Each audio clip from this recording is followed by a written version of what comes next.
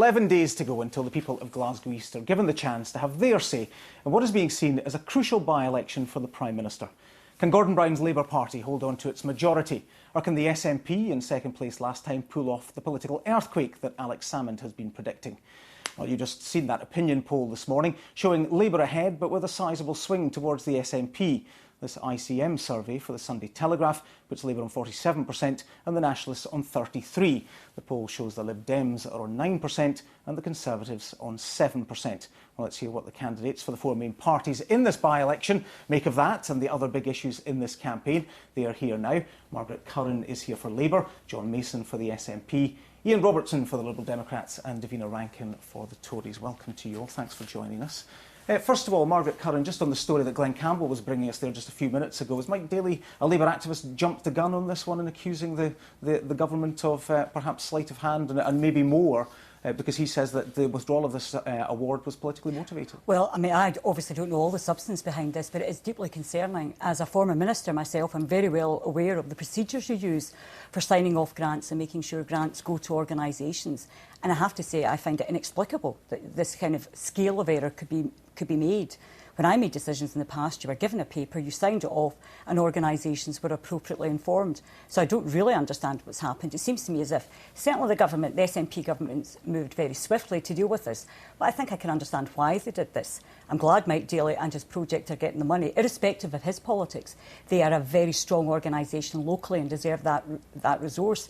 But it seems to be a very odd way of certainly conducting SNP business, inefficient at the very least, could you say it? John Mason, politically motivated or just incompetence? I think there's a mountain being made out of a molehill here. I mean, it sounds like the government's answered the point that it's just sent out these letters slightly too quickly, and perhaps that shows more efficiency than inefficiency. Well, the letter said that no decision had been made, and now they're saying actually a decision has been made, and look, it's actually gone in his favour. Well, perhaps we've got a government that can make quick decisions. Oh, don't be ridiculous. Well, it seems to have gone back on one of its decisions. It does look as though something's gone wrong here. They should at least be looking at this, I think it's been an administrative slip, and if Margaret wants to discuss slips for the next half hour, we can discuss a lot of that. OK, well, let's talk about the opinion poll that we mentioned there in the introduction, showing a swing to the SNP from Labour. It's showing, unfortunately, from your point of view, Ian Robertson, that you're just flatlining, aren't you, in the polls? You're going nowhere. Well, polls can show anything, and there's been two polls already that pretty much contradict each other. So we're not listening to the opinion polls that are out this morning. We don't think that's really the issue. Your own report has said that the only poll that counts is the poll on the 24th of July. We're running a very positive campaign. And what we're hearing on the doorstep is that people are moving towards the Democrats as a real alternative. They're just not saying it to the pollsters. Well, many voters don't say what they believe entirely in polls, and many voters make up their mind running up to the time of the ballot. And we think that people are thinking very seriously at the moment about where they're going to go, and we know that that's not Labour. And they're considering this single-issue party, the Scottish National Party, and this single-issue candidate we've got here this afternoon. And what they're realising is that it's a very serious decision they have to make. They want a good local MP, they want somebody who's going to make a difference in the community, and that simply isn't being offered by the SNP or the Labour Party. So we're very confident. Given a rank of 7% for the Conservatives, it seems as though David Cameron's visit to the constituency went down like a lead balloon as far as the voters are concerned. I would disagree with that. We've been out working hard on the streets of Glasgow East and we're getting a very positive reception. We are meeting people time after time who are more interested in talking about the issues that they're concerned about, the increased cost of living, the fear of crime, and we're working hard and we're having a fantastic reception. We're putting forward positive solutions so people have an option. We're not talking about continued Labour failure. We're not talking about constitutional risk with the SNP. We're saying if you want someone that will work hard for you, stand up and fight for you, vote Conservative, and we're getting a fantastic reception. Your best hope, though, is to hold on to your deposit, really, isn't it? Best hope we can have is to get every vote possible. We'll be taking vote from Labour, votes from the SNP, votes from Lib Dems. We will take every vote possible and we're campaigning hard. But is your strategy really just to hold on to that deposit? Our strategy is to work hard, get out and about amongst the people of Glasgow East, speak to as many people as possible in what is a very short time within the by-election, but we are working hard to get every vote possible. Margaret Curran, you've lost 14% support in a week of this campaign. If this continues, then we could potentially see this earthquake that Alex Salmond's talking about. Well, I honestly don't think so. I mean, I would take nothing for granted. I never have in elections and I never will.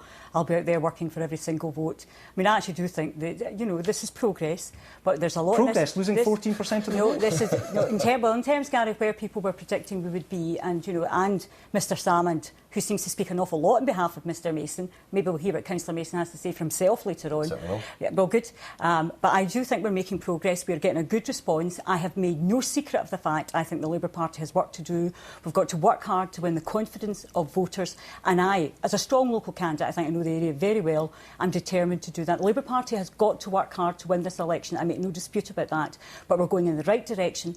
And overall, I'm confident we can do it. Well, some sources are saying in the newspapers today, Labour sources, saying that actually the result could be even closer than the opinion polls are suggesting. Is that your feeling? Well, let me do something shocking and agree with the Liberal Democrats for a change. The only poll that matters is the one on the 24th of July. I'm out there to win the confidence and trust of the good people of the East End of Glasgow. I honestly believe Labour's got the programme to do that, and I've got the record to do that, and I will go down to Westminster as a champion of the East End of Glasgow. I will work very hard, but I'm out in the doorsteps winning that campaign. I'm making no assumptions. You should never take voters for granted, ever, in an election. Well, let me just go to John Mason for a second here. Your party's up 16% in this, but that's not an earthquake. It's a sizable chunk of this opinion polls to be believed, but at the same time, it's nowhere near the 22% you need. So Mr Salmon's predictions are falling slightly wide of the mark at this stage. Well, 15% is two-thirds of the way to 22%, so that seems to me like pretty good progress so far. And another 7% is achievable. So we're out there working. Our activists are more up for it than any other party. We had more activists out yesterday than any of the other parties combined. So we are up for this. We're going to give it our best shot. And it's up to the people of the East End to decide how to vote. I completely agree with that. But it's a two-horse race, and we're up for it. Well, Gary, clearly not a two-horse race. I think the people at home at the moment... I think the opinion polls suggesting it is. Well, I think the people are suggesting that it's not on the doorstep. I mean, this is the first opportunity we've had to speak to the people of Scotland directly, and I don't think they want to hear us discussing opinion polls, which are very small sample sizes and which really don't make a difference to people in the East End of Glasgow.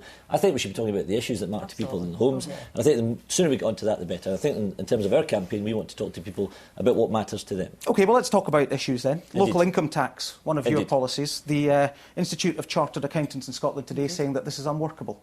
No, I think you find what they said is that they could work with the Scottish and Westminster Commissions to make this work, but there are some difficulties that have to be addressed. At the moment, we don't see it as workable. On the income tax, what we are saying quite simply, and I think there's agreement in many of the parties in Scotland, that the council tax system is deeply unfair, that it's punishing many people, particularly in the East End of Glasgow.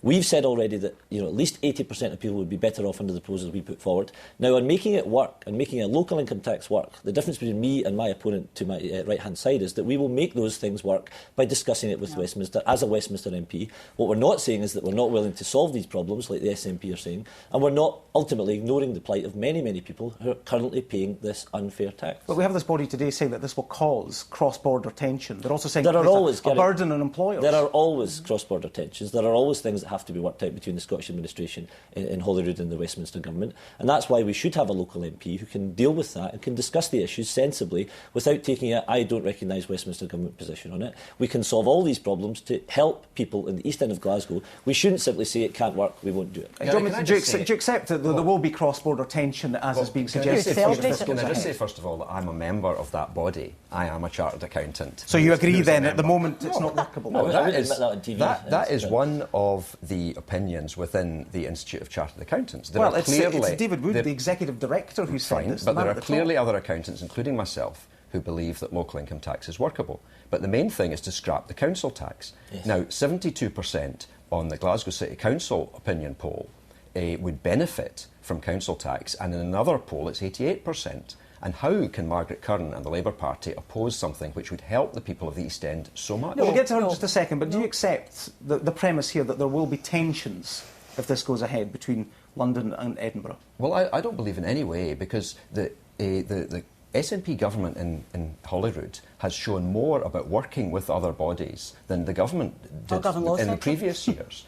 And for eight years we've had Labour and the Lib Dems, and an awful relationship with local government. And over the last year, we've had a tremendous improvement with the Concordat with local governments. Even Labour councillors are prepared to work with the government. And Labour councillors are saying, God bless